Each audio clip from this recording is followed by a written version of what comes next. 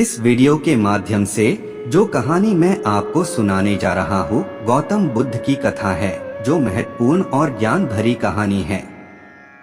इस कहानी को सुनने से दुख और परेशानी भरी जिंदगी में आपको सुख और शांति प्राप्त होगा। इसलिए कहानी को ध्यानपूर्वक अंत तक जरूर सुनिए। तो चलिए कहानी को शुरू करते हैं। आम्रपाली बौद्ध काल में वैशाली के वृज्य संघ की इतिहास प्रसिद्ध लिच्छवी राजनृत्यांगना थी। इनका एक नाम अम्बपाली या अम्बपालिका भी है। आम्रपाली अत्यंत सुंदर थी और कहते हैं जो भी उसे एक बार देख लेता वह उस पर मुग्ध हो जाता था। अजातशत्रु उसके प्रेमियों में था और उस समय के उपलब्ध साहित्य में अजातशत्रु के पिता बिंबसार को भी गुप्त रूप से उसका प्रणयार्थी बताया गया है।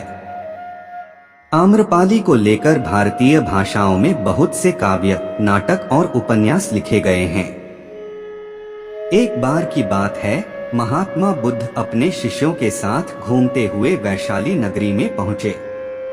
वैशाली को उस समय 16 महाजनपदों में एक महत्वपूर्ण जनपद माना जाता था, जिसकी ख्याति दूर दूर तक फैली हुई थी। यह नगरी परम वैभवशाली और हर तरफ से संपन्न थी। महात्मा बुद्ध के आने की बात पूरे नगर में फैलते देर न लगी। जिसे जब पता चलता वह तभी उनसे मिलने पहुंच जाता और उनके उपदेश सुनकर खुद को भाग्यशाली समझता। बुद्ध का चरित्र ही ऐसा प्रभावशाली था कि उनसे प्रभावित हुए बिना कोई नहीं रह सका। उस नगर की गणिका और राजनर्तकी आम्रपाली भी बुद्ध से मिलने की इच्छुक थी। वह खुद महात्मा बुद्ध के पास चलकर आई और उन्हें अपने घर भोजन के लिए आमंत्रित किया। उसने इतने सरल और प्रेम भाव से बुद्ध से विनती की कि बुद्ध मना नहीं कर सके।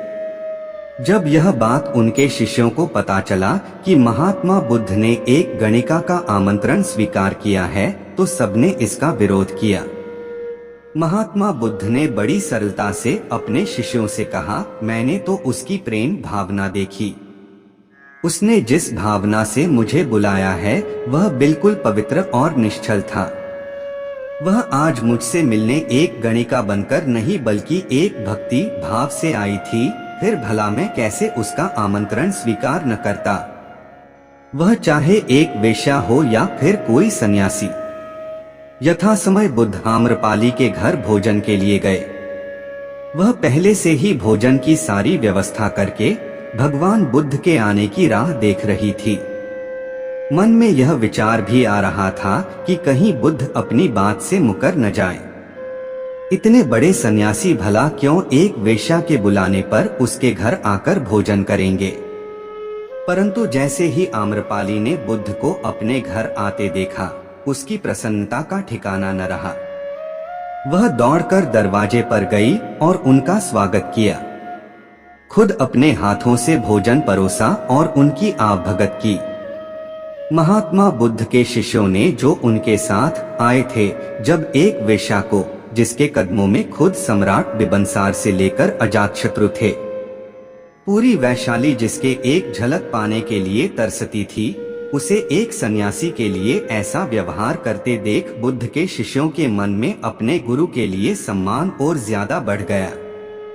आम्रपाली ने महात्मा बुद्ध के व्यक्तित्व के बारे में जैसा सुना था, उनसे मिलने के बाद वह उनसे उससे ज्यादा प्रभावित हुई और उसी समय वह बुद्ध की शरण में चली गई।